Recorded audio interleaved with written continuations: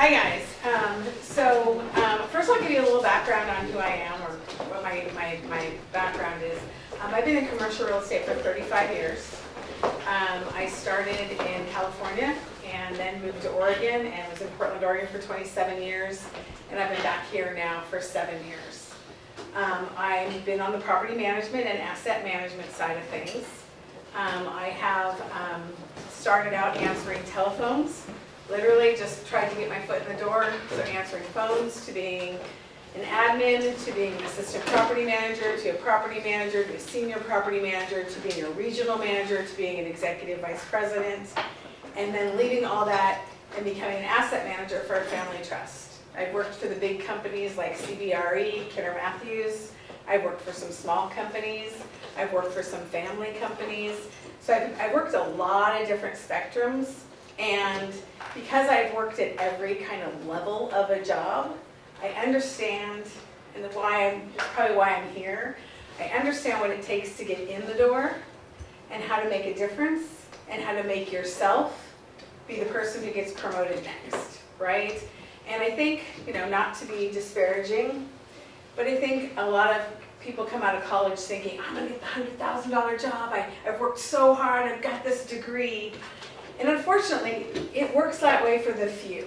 For most of us, we have to start at the bottom and work our butt up. And the real truth of it is, if you study hard, get good grades, know your lingo, like your language is, when you're talking to me, if I start using words and they're not familiar to you, ask me what they mean, because that's the words when you go for a job interview they're going to use, right?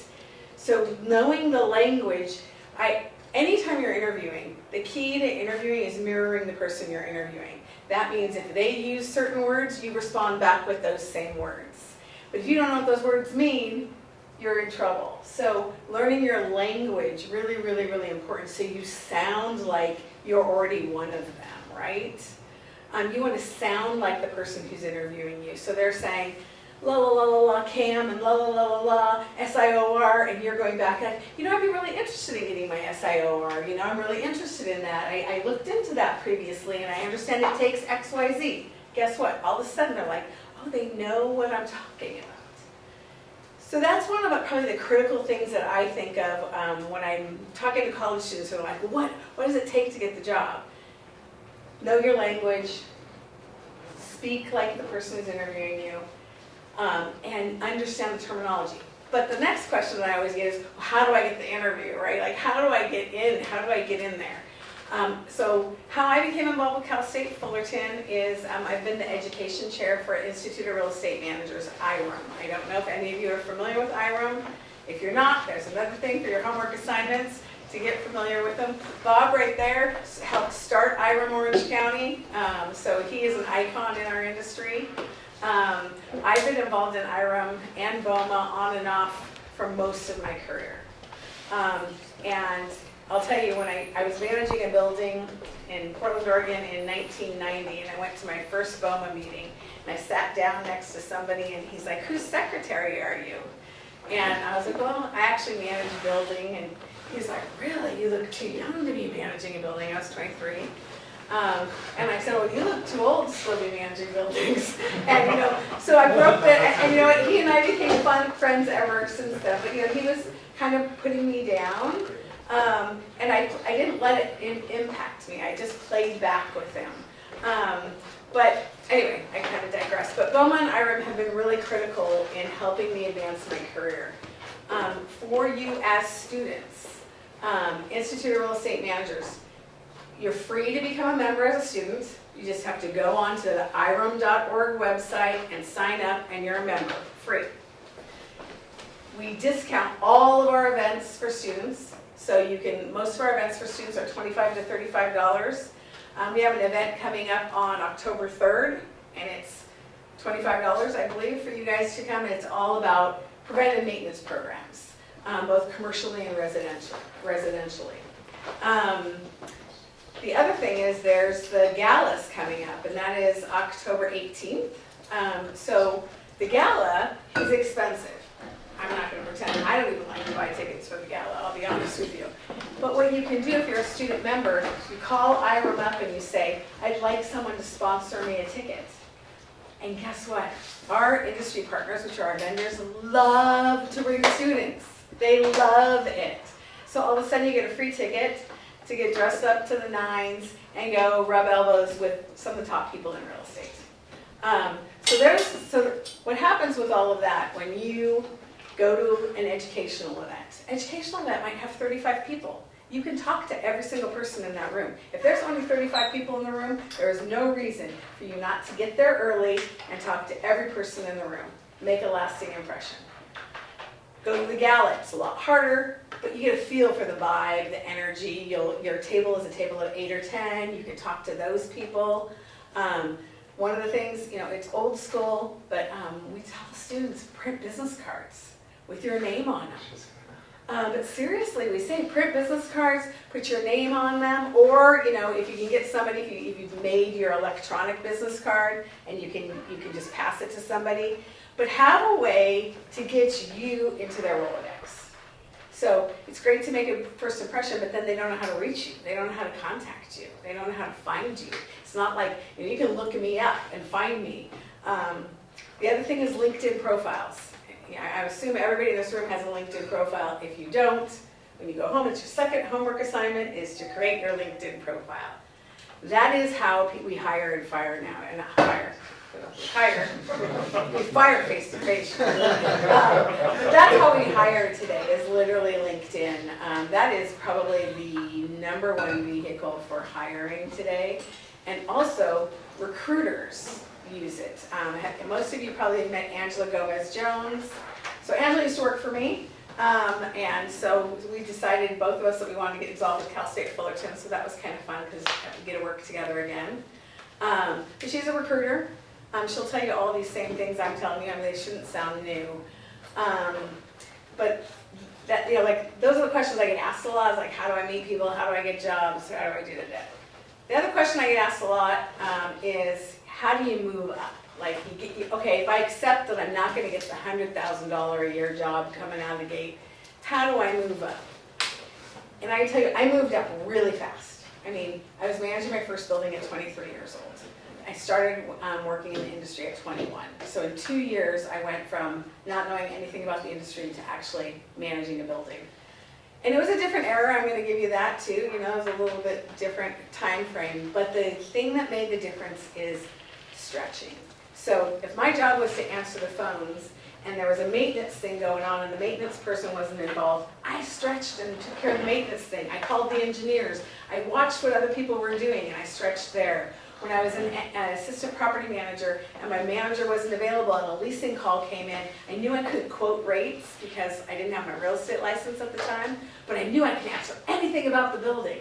So I just was tried to be engaged and active. And what happened was people noticed that I was starting to do part of their job. I wasn't just doing my job, I was doing their job. So as opportunities came, they started looking at me because I was already showing them I could do what they were doing. And then the thing that really has been glass ceiling breaking, I look around here, it's mostly guys, but women, we rock. There was 13% of females in San Francisco when I started were property managers, 13%. We're now at 57, 58%, but it was 13% when I was in the 1990s. What I would do is when anybody left a job, I would go ask about the job. Whatever the job was, I didn't care. It was anybody. I worked for a company called Gerald D. Hines Interest. I don't know if you've heard of them. They're huge. They're out of Houston. They're a mega machine. They only do Class A everything. And they have a marketing position. I think about marketing. I'd be like, tell me about the marketing job. So what happened is everybody started talking about that. This girl Cini wants something. She's hungry. She's looking. I was just constantly asking. I wasn't shy about it. I remember my first time saying, can you take me to a BOMA when I figured out what BOMA was? Can you take me to a BOMA? And they're like, we don't really bring admins. I just like to see it. Can I just go to one? So my boss was like, sure, come on, we'll take you to one.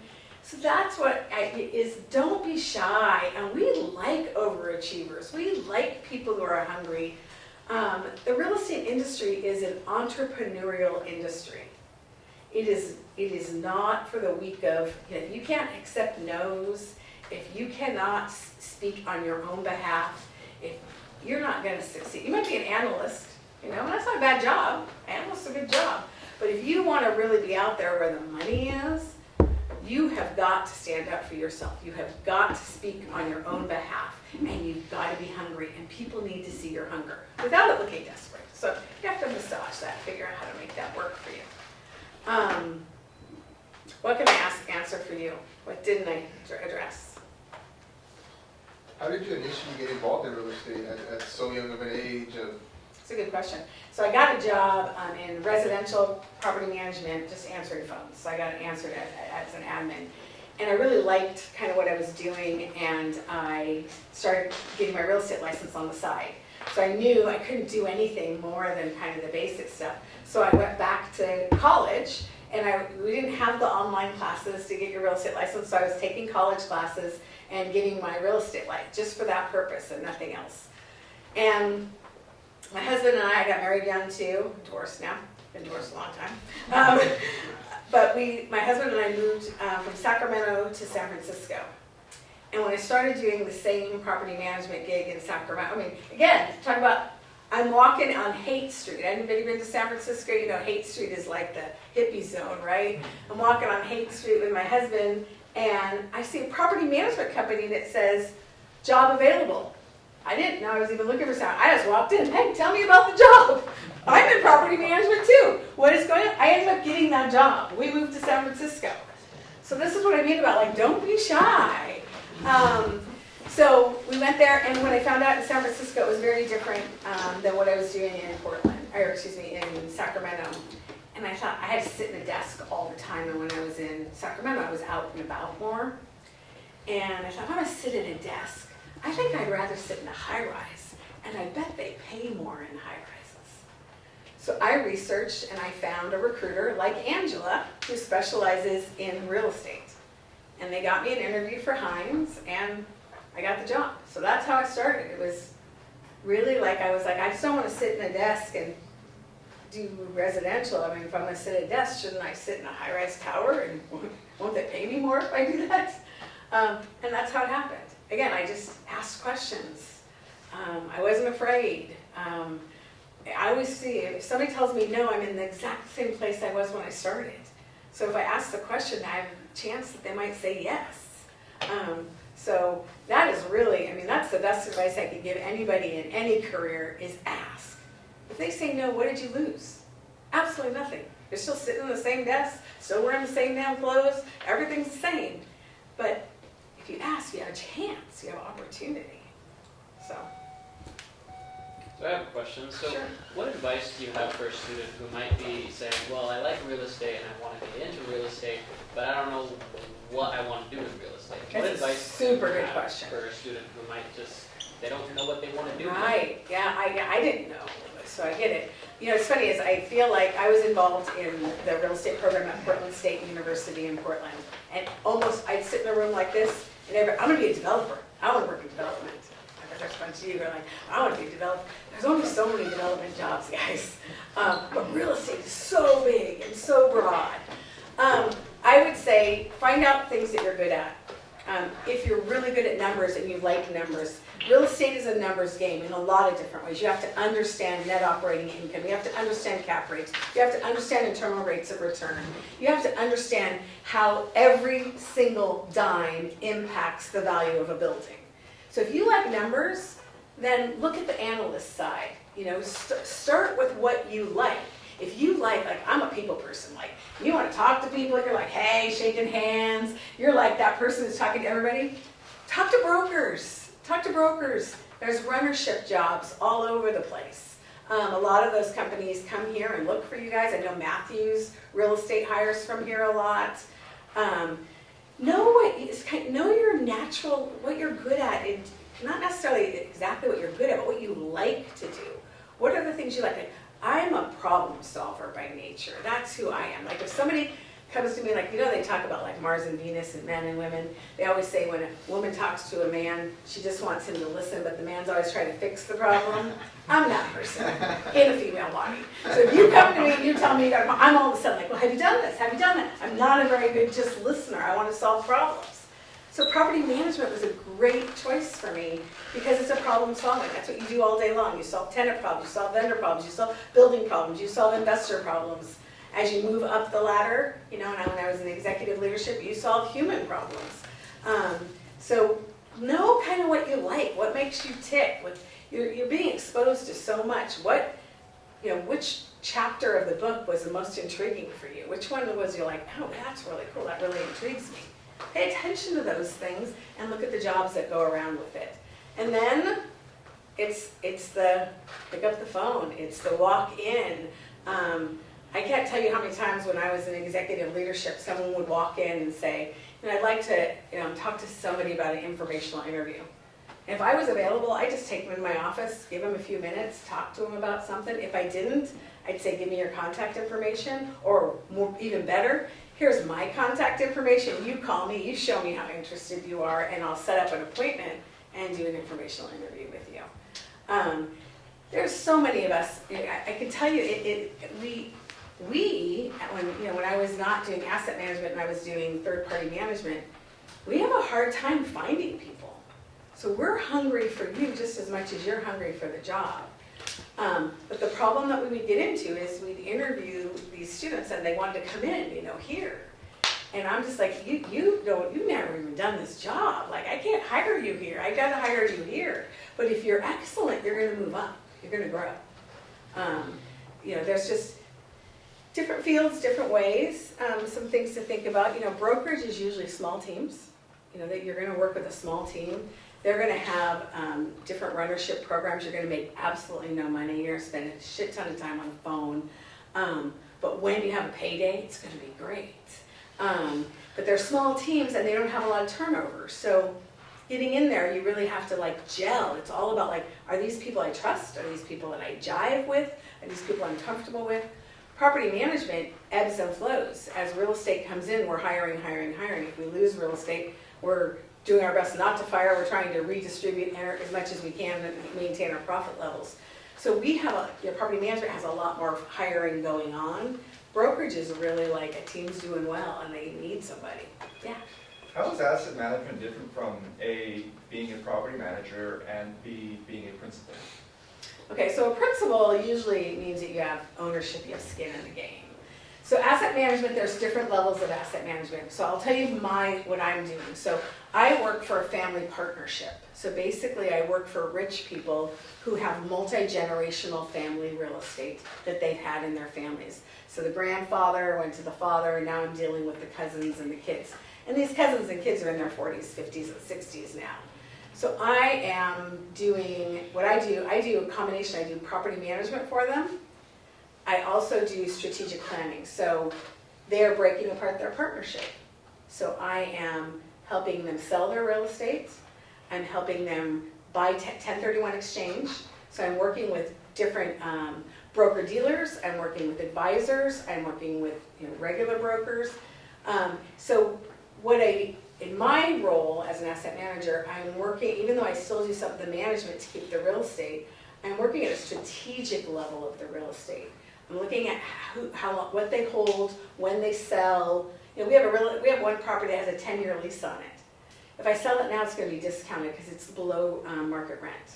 I'm convincing them to wait and sell it in the last 3 years, because then somebody sees the add value with the lease renewal that's going to be at market rent.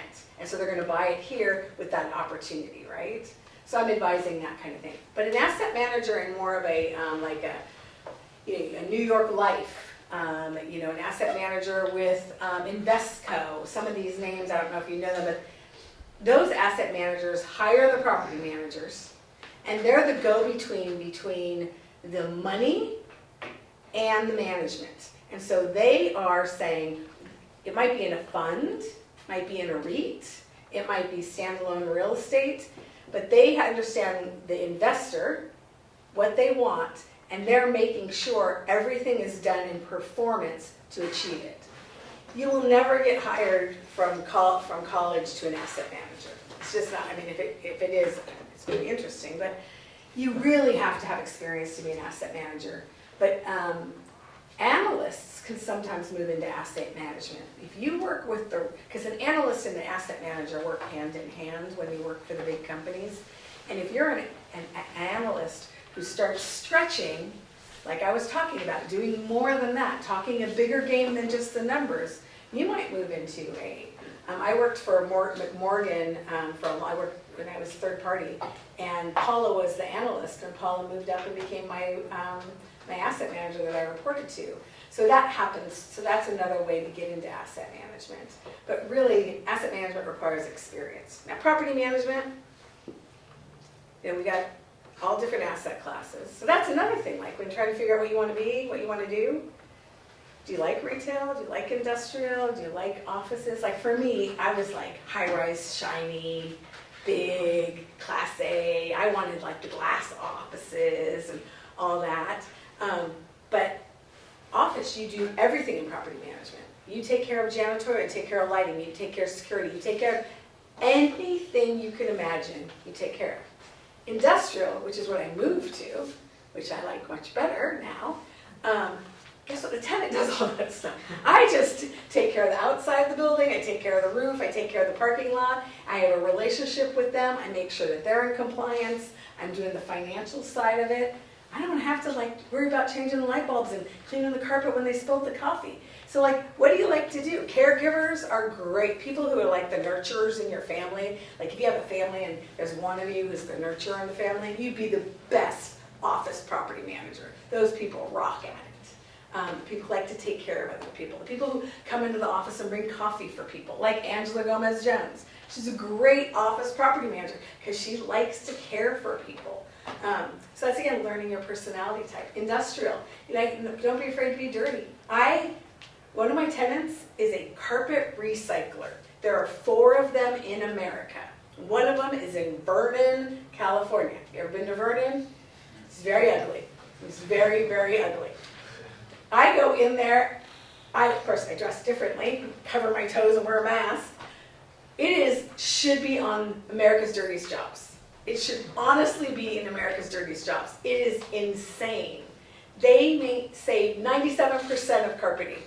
But I think it's fascinating. Like the whole thing to me is fascinating. I'm like, what does this silo do? How does it capture the dust? What do they use the dust for? So, know your personality, what interests you.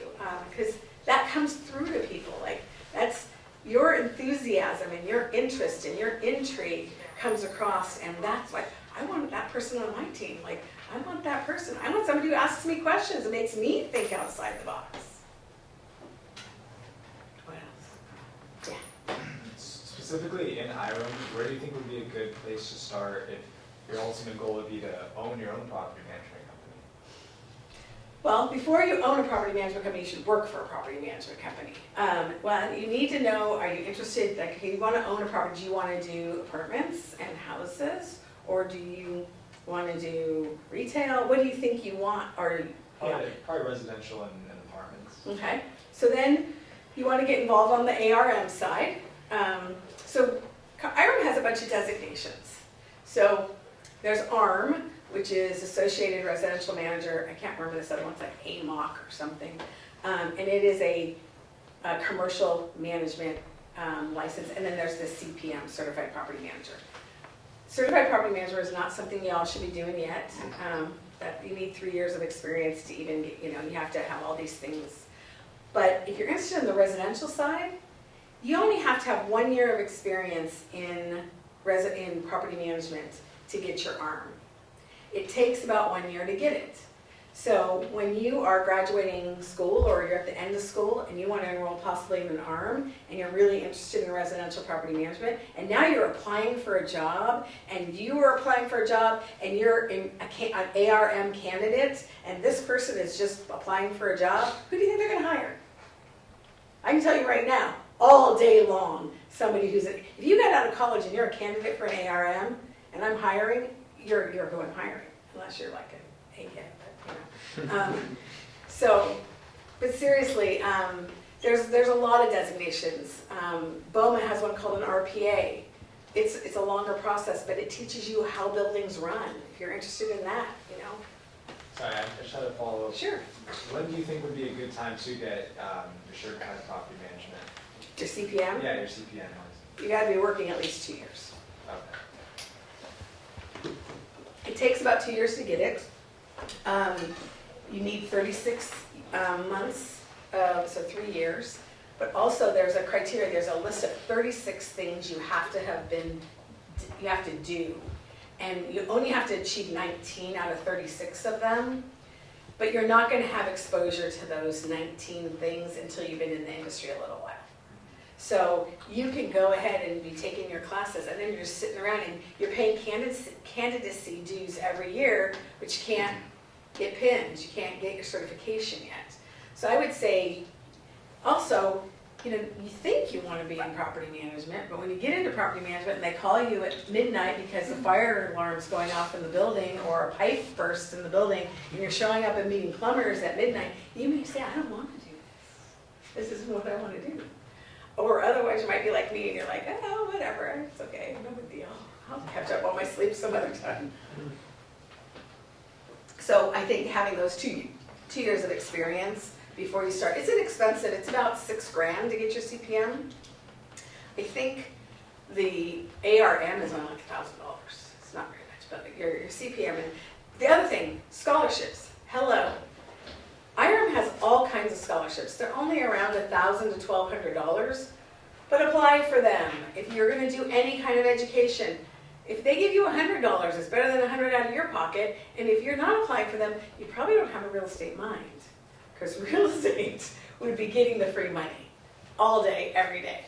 But apply for scholarships. I swear to God, it surprises me how few people apply. So our Institute of Real Estate Management president, her name is Nicole B. I don't know if any of you have met her. She applied for a scholarship because her company that she was working for wouldn't support it. And she ended up getting $1,500. So that was pretty nice. And she ended up becoming the president of the group. Because you have to be CPM to be president of that group, so that's what this is. Anybody else? I'm going to ask him next. You're after. Mine's a quick question. Just in Unless the I'm same, long-winded sometimes. in the same vein as getting the right vocabulary, you mentioned third-party management. I just wanted to clarify what that was. Okay, so some folks own and manage their own real estate. Shop Off, they're one of your groups here, they own and manage their own real estate. JLL, Cushman and Wakefield, Kidder Matthews, CBRE, all third-party managers, which means they manage someone else's real estate. So they do not have skin in the game, they do not have ownership. Someone else does it, and then they're the manager. And third party means you're removed from the real estate. You don't have any investment in it. Does that answer it? Yeah, thank you. How do you go about finding new clients? So if you're a broker, seriously, I'm not joking. I had a runner who sat outside my desk at my last job at Kidder. Oh my God, I would just be like, how do you do it? And he's like, you know what, I get to talk to people all day long. He's like, I learned about businesses. You know, he loved it. I thought, oh my gosh, that's not for me. I think you guys have probably heard in your state, the 100 No's. You heard of that? Literally, I was trying to do a direct sale business. I was selling jewelry. And I printed out my 100 No's, was checking them off, and I was like, I'm not meant for this. I'm a problem solver, I'm not a seller. But if you can find the positive spin on somebody, what he used to tell me is if somebody told me no, I learned something about them, and that information will be more powerful the next time I talk to somebody. So he was let's just say he was a tire business. And then he calls on another tire business. The next time he's talking to the tire business, he's using the tire business's language because he learned it from the first guy he called who said no. But now when he talks to the next one, he sounds more educated, so he has a higher chance of getting a yes. So that's what he shared with me when I asked him.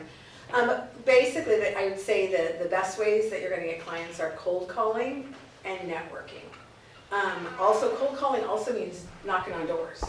So you have a certain area you're working, and you just knock on their doors and say, hey, do you own this business or do you lease it? Now, brokers oftentimes isolate between, there's the brokers who do selling and there's the brokers who do leasing.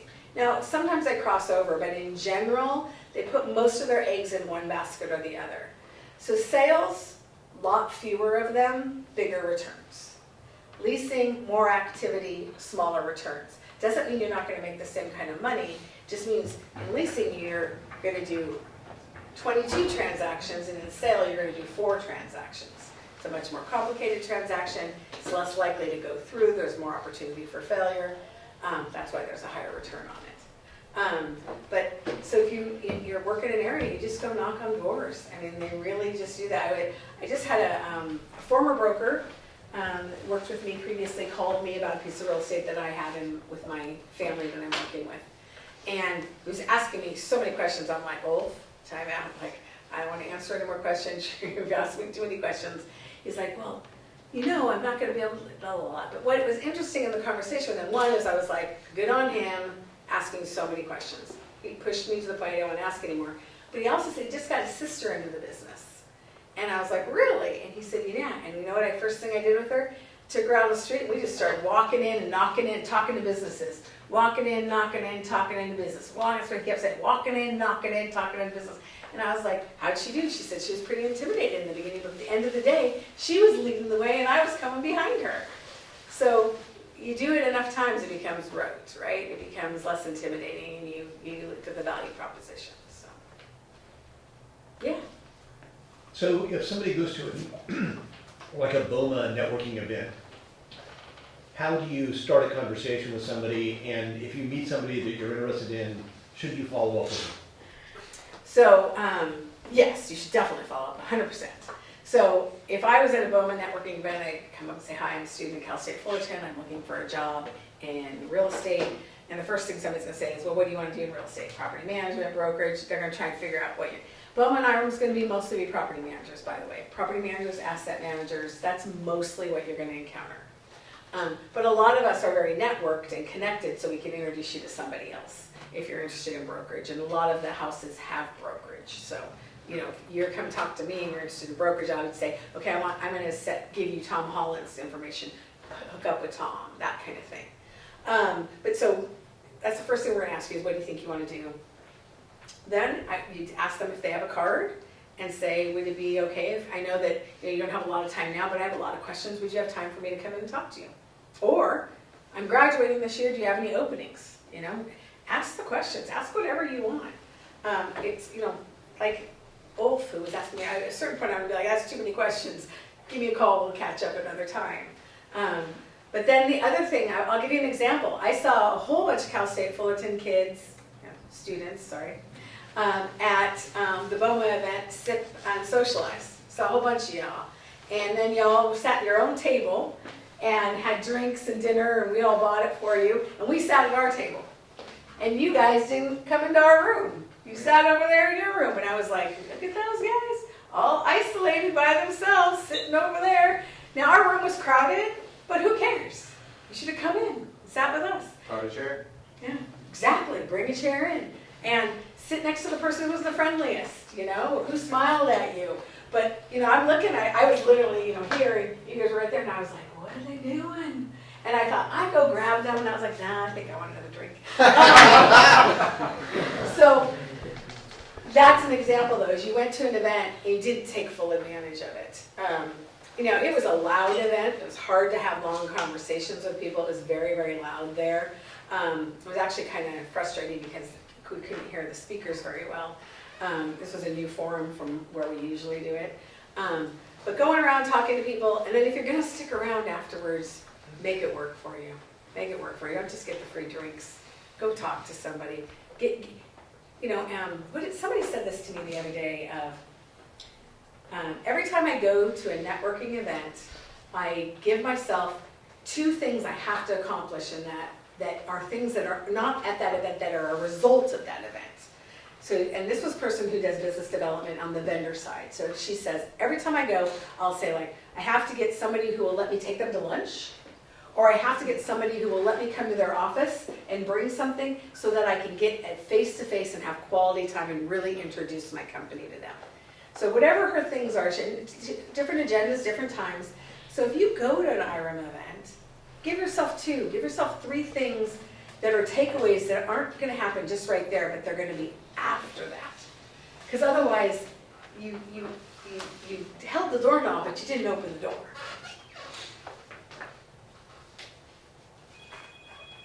I'm very proud. Any other questions, concerns that Cini can provide anybody? So something that I will add, these BOMA events are really valuable. I went to the SIP Support and Social Ed with a couple other people that were here, and it was, I went in with the expectation of just networking and getting business cards. I didn't go in with any expectation of, meeting someone saying, I'm gonna get to their office, And lo and behold, I landed myself a shadow opportunity at a high-rise in Long Beach. Out with Heather? Heather Scholes. See, look Yeah. who I knew it was even. I'm like, it was Heather. And and I was a little shocked that I even did that because I didn't expect it, and I didn't even go for it. And I thought to myself, well, if I really did go for it, then I could have gotten, whatever Yeah. I wanted. But that's the beauty of these events. They want to do these things for you. They want to help. Shadowing, They want you. totally. Yeah. I mean, when I was in the EVP, I would be like, you don't want to shadow me. I sit at a desk and I do 40% of my job's HR. You just don't want to shadow me. But I'd be like, let me get you with a property manager who's doing property tours. And you shadow them. You're not going to shadow me. That you'd be bored out of your mind. Be like, this is really what you do all day. But I'd put you with a property manager and you go do property tours. And like, hey, are you comfortable getting up on a roof? Because you know what? That's a big part of property management. I can tell you, when I interview people for property management, one of the first things I say is, do you go up on roofs? And I say, no, I don't like heights. I'm like, I'm hiring that person. I'll be like, I jumped out of a plane. It's the most expensive thing on the building. It is the most expensive thing on the building, and you're not going to inspect it. You're going to require somebody to give you pictures. Although, something exciting, at the maintenance thing we're doing on October 3rd, we've got a gentleman there named Basil. He's with Tiedemann. He is also a property manager, and he is somebody who will let people shadow. He is doing a drone business that goes and plots your roofs on, with the drone plots it for you, so you can zone in and see stuff. And also, he does it on parking lots, so you can zone in, because you guys don't want to know this, but you have cracked parking lots. One vendor will tell you it's 1,200 square feet, and the next vendor will say it's 1,500 square feet, and the next vendor will say it's 1,700 square feet, and you're like, how much do I really need to replace? I don't understand. The drones will give us the areas we can draw around them, and it'll tell us the square footage. Like really cool new stuff that I didn't have when I was managing real estate, that are really cool tools that you guys could learn about too, that is gonna make you more valuable too. And if you're if you already know how to fly drones and stuff, then you're like, you'd be cool with this. I was like trying to figure it out. It's like, can someone else fly the drone? My son maybe? Yes. So, what's the best thing you like about your current job and the worst thing you like about your current job? Well, the best thing about my current job, honestly, remember, I've been in the industry 35 years, so I'm in a really different stage than you guys are. So for me, the best thing is I work from home 4 days a week. I have tons of flexibility. I'm my own boss, essentially, so I just motivate myself, and they value me a lot. And the worst part is I have to deal with family politics. But let me answer that when I was at Kidder Matthews, when I did third party. So I was with Kidder Matthews for 18 years. I was with, Grubb & Ellis, which is now Newmark Knight, and have different names. And it was third party management. And what I liked the most about it was, because I was a third party manager, I had a whole bunch of different owners. And so they had different objectives and different goals for their real estate, and it made me smarter. Because when this guy was looking for this, and they were looking for that, I realized same kind of real estate, different value systems that they want out of the real estate. So now I became more valuable to my clients because I was asking deeper questions. I loved having different clients, different personalities, different needs, different ways of looking at real estate. Just felt like it made me grow. What I didn't like was that, with third-party management, there is the chance that your clients sell their real estate, and then you're out of, you could potentially be out of a job.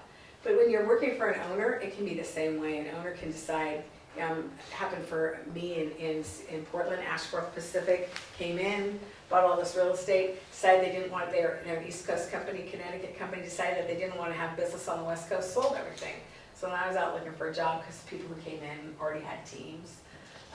So that's the worst part is, that when the real estate sells, sometimes you go with the real estate though. I mean, that's happened to me. I've lost really good managers because the real estate sold and they wanted to keep my manager and they went to the other company. But that would be the worst thing about it. I really don't have a problem with like people talk about, you get called in the middle of the night. It doesn't happen as much as everybody says it does, but it does happen. That wasn't a big deal. If you're a problem solver, it's just a problem to solve. So. Any last questions? Yeah. I was just curious how you got into the wealth management job that you're in right now. Oh, that's a good question. So when I was at Kidder, this family used them as their property management company. And I left, and they contacted me because they were going to build this small building.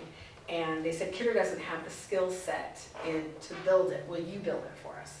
So I said, okay, sure, I'll go get my LLC. I created a company, and I'm like, I'm not working right now. I'll build your building for you, no big deal. So I went in to build the building, and when I was building it, they were like, what would you think about doing everything for us? And I said, you know what?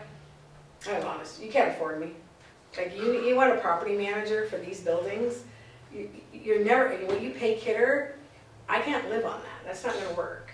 And they said, no, we are talking about dissolving, and we're talking about changing our partnerships, and we're talking about we have a partner who died, and we need to buy out of that estate, and so we're looking at financing. And so I was like, oh, strategic stuff. Okay, let's talk. So we talked for a couple of months, and they were able to meet my numbers, and the job sounded interesting. Like a lot of stuff that I'm doing today, I only saw from the periphery. I was never actually doing it. I was just on the periphery of it.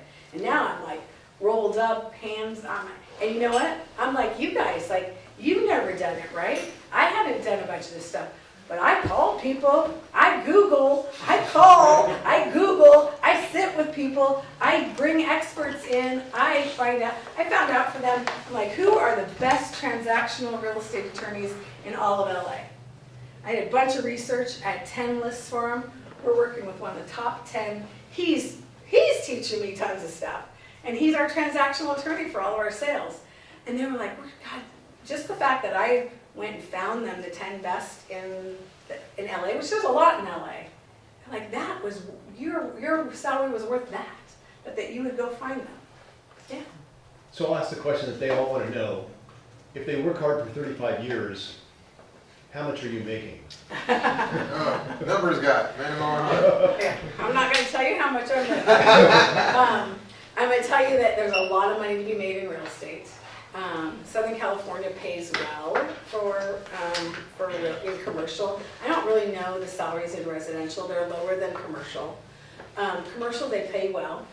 And there's lots of opportunity. And we don't get paid in one way, too. You have your salary. Sometimes you have a bonus structure. It can be based on NOI. It can be based on lease transactions. Sometimes you get a kickback on leases. Sometimes you do renewals, and you get a piece of that. So there's a lot of ways to make money, so it's not just your salary. So realize when you're interviewing, that's another thing. It's like, okay, this is my base. What are my other opportunities?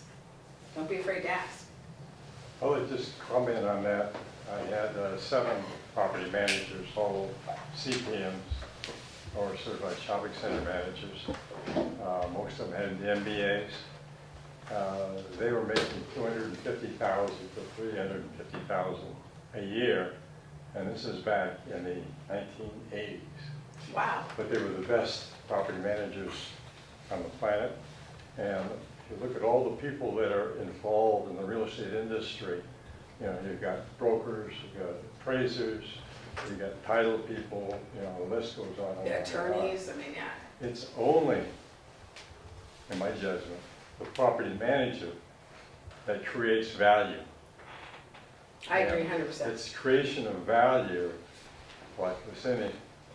If I was looking for a property manager and I could hire somebody for $100,000, I would probably pay her $250,000 because of her expertise and what she knows and how she can create value for my properties.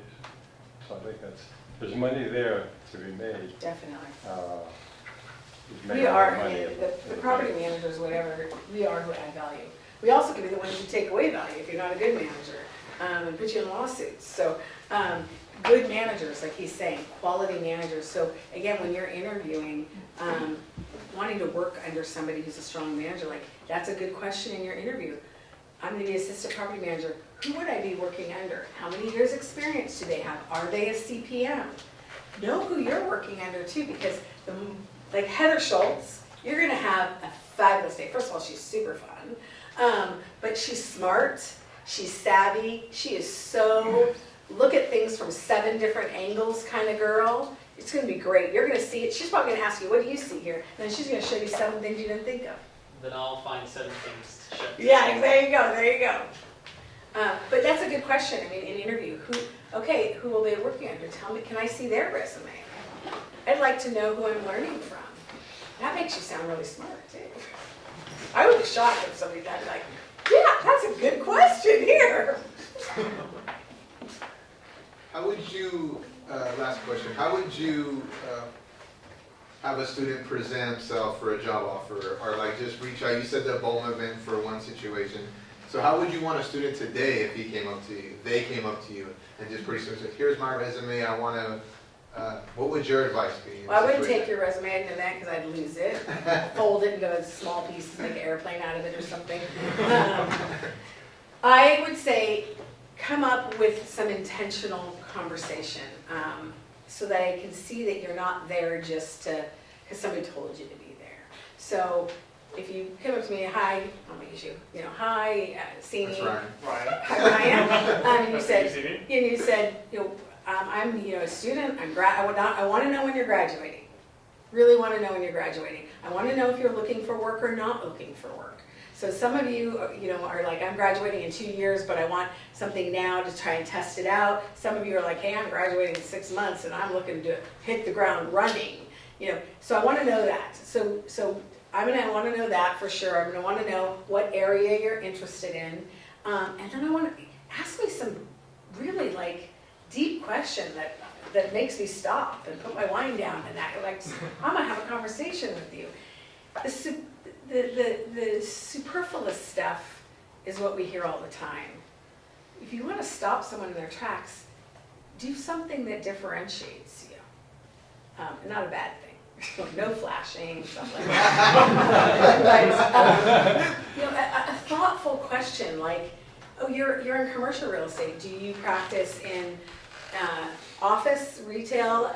Ask that question. It tells me you know your classes, and I will be like, I do all of them. Well, which one do you like best? Why do you like it best? You know what? I was thinking about high-rise office towers, but I'd be concerned about, and all of a sudden, this is a thinker.